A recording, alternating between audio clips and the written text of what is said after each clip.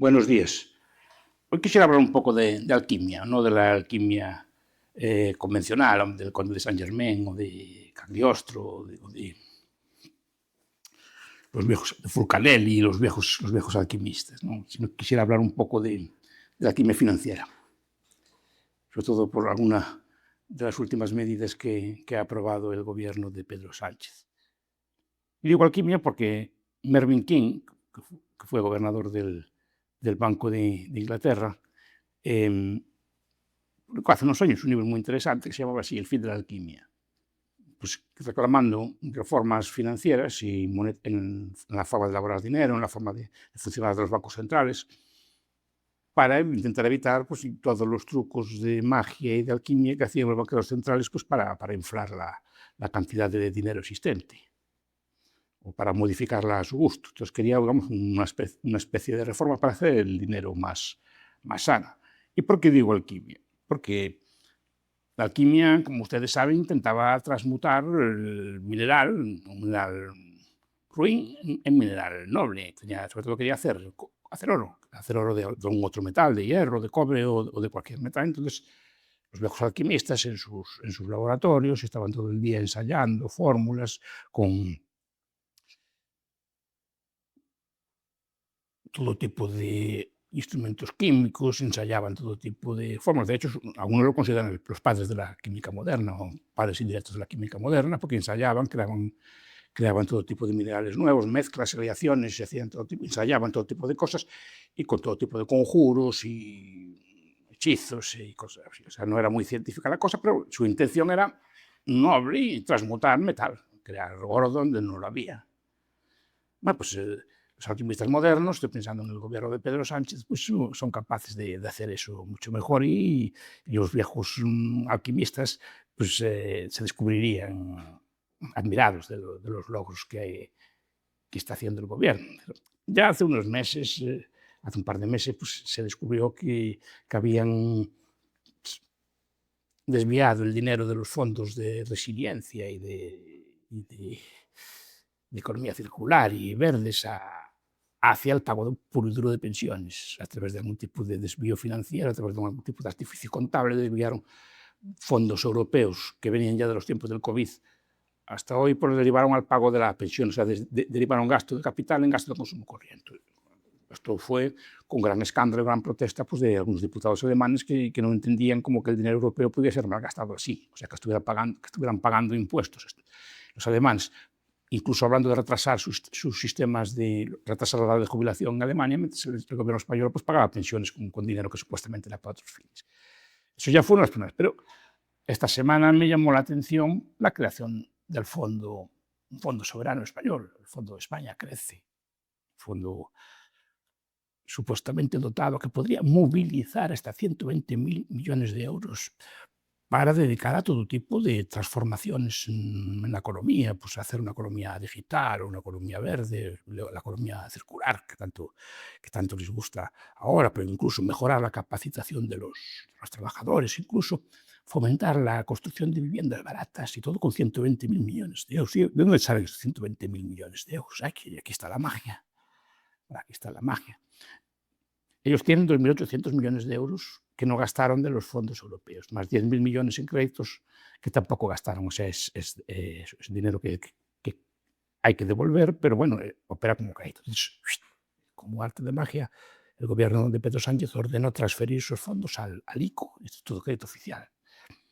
El Instituto de Crédito Oficial pues, es un ente público, pero que es lo más parecido que podría haber, digamos, o su sistema parecido, a un banco público. No es un banco público, tiene instituciones propias, no se dedica al comercio, ni se dedica pero bueno, es un fondo que presta dinero sobre todo para la industria o sobre todo avala créditos pues para financiar digamos, la industria, la innovación o lo que entiende el gobierno que es. Es una herramienta, digamos, de política industrial. Sirve para fomentar aquellos sectores que el gobierno entiende que son pertinentes. Bien. Y transfiere ese dinero al fondo. Hasta ahí muy bien. Pero ¿y cómo puede transmutarse 12.000 millones de euros en 120 millones? Ahí está la magia, ahí está ahí es donde se ve el artista, donde se ve al buen profesional. Esos millones, esos miles de millones transferidos al fondo van a servir para avalar o garantizar, digamos, la emisión de títulos de deuda del ICO.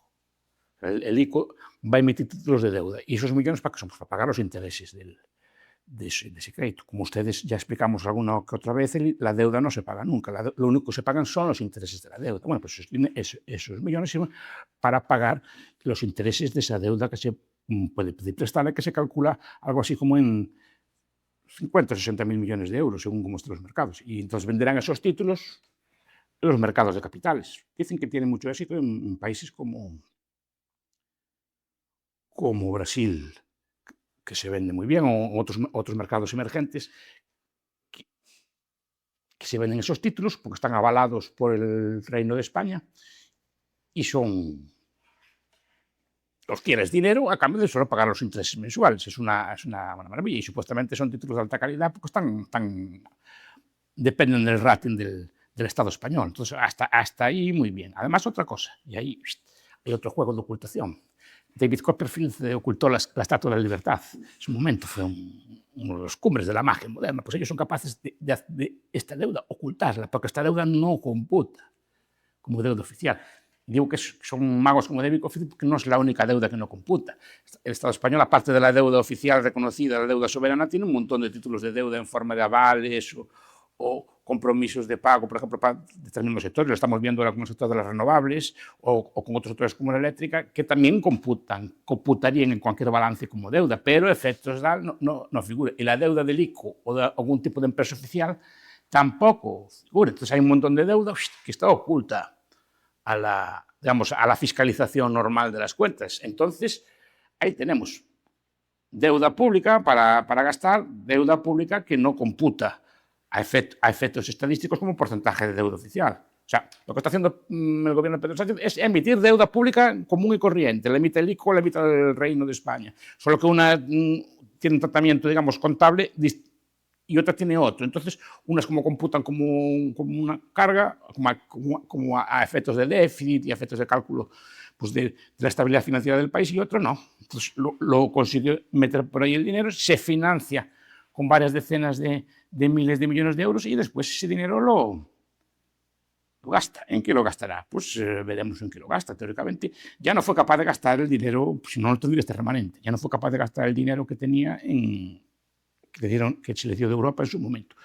Pues ahora, ¿qué propone? Pues propone pues, todo tipo de propuestas de política, con estas palabras que acabo de citar antes, que tanto le gustan a los políticos, y para renovar la economía, para mejorar pues, la competitividad, pues hablaba incluso de crear escuelas de capacitación para los trabajadores, para formarlos mejor, o para crear financiar ideas innovadoras, o sea, hay un montón de cosas que no se concretan en nada tangible, sino que el gobierno estudiará las propuestas de financiamiento y obligará al inversor a que ponga €1 por cada euro que ponga el Estado. Y ahí es la segunda multiplicación. O sea, antes teníamos 60.000 millones, ahora tenemos 120.000 millones. Ahora ya vemos dónde está la magia.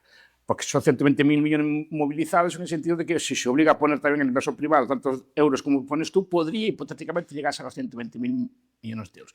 El problema es si se puede desde el gobierno saber qué sectores van a ser los correctos para la economía, si se puede desde el gobierno saber qué sectores van a ser los realmente innovadores, o al final acabará apostándose por propuestas de pues, las que más le llaman la atención al gobierno, o las que más le interesen a sus gobernantes, o las que son más próximas políticamente los inversores, como acostumbra pasar, siempre y cuando, en el peor de los casos, no acabe usándose otra vez para pagar deuda. No sería la primera vez que grandes propuestas de gasto, grandes propuestas de mejora acaban gastadas o convertidas en consumo corriente, como acabamos de ver hace unos años y como muy probablemente veremos. Al final, todos estos grandes proyectos tecnológicos del ICO pueden acabar perfectamente a través de un desvío contable, ¿no? que es legal, pero que no queda como muy serio, ¿no? En gasto corriente pues de cualquier otro bien, simplemente el gasto que antes iba a ir para la política industrial se retira, se va para las pensiones y ahora se cubre la diferencia con el dinero nuevamente creado y se vende igual.